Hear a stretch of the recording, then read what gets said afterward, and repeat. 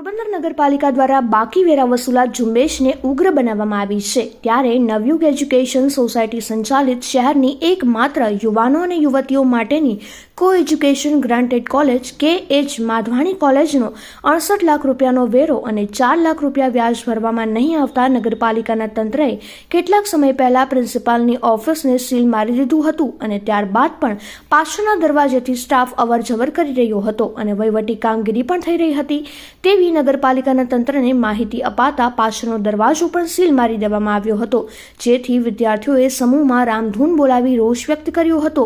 પાલિકા પ્રમુખ ડોક્ટર ચેતના તિવારી જાતે દોડી ગયા હતા અને સીલ ખોલ્યું હતું. પોરબંદર નગરપાલિકાના તંત્રએ વેરાની વસૂલી માટેની કામગીરીને વેગ આપીને અનેક મિલકતોને સીલ કરી છે ત્યારે નવયુગ એજ્યુકેશન સોસાયટી દ્વારા સંચાલિત ગ્રાન્ટેડ કે.એચ. માધવાણી કોલેજને પણ સીલ મારવાની સૂચના અપાતા વિદ્યાર્થીઓના હિતમાં નવું શૈક્ષણિક શરૂ થયું ત્યારે પ્રિન્સિપાલની ચેમ્બરને સીલ મારવામાં આવ્યું હતું.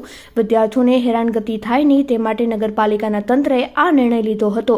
દરમિયાનમાં 2 દિવસ પહેલા કોઈ વ્યક્તિએ માધવાણી કોલેજમાં જઈને તપાસ કર્યા બાદ ચીફ ઓફિસરને એવી ફરિયાદ કરી હતી કે પ્રિન્સિપાલની ચેમ્બરના બીજા દરવાજેથી અવરજવર ચાલુ છે, તેથી તપાસ થવી જોઈએ, જેથી ચીફ ઓફિસરે તાત્કાલિક સૂચના આપીને નગરપાલિકાના હાઉસ ટેક્સ ઇન્સ્પેક્ટરને ત્યાં જવાનું જણાવતા હાઉસ ટેક્સ ઇન્સ્પેક્ટર વિપુલ ભટ્ટ તેમની ટીમ સાથે ત્યાં દોડી ગયા હતા અને તપાસ કરતા પાછળનો દરવાજો ખુલ્લો હતો અને ત્યાંથી અવરજવર થતી હોવાનું સામે આવ્યું હતું. એ દરવાજાને સીલ મારવા સહિત સ્ટાફ રૂમને પણ સીલ મારવામાં આવ્યું હતું.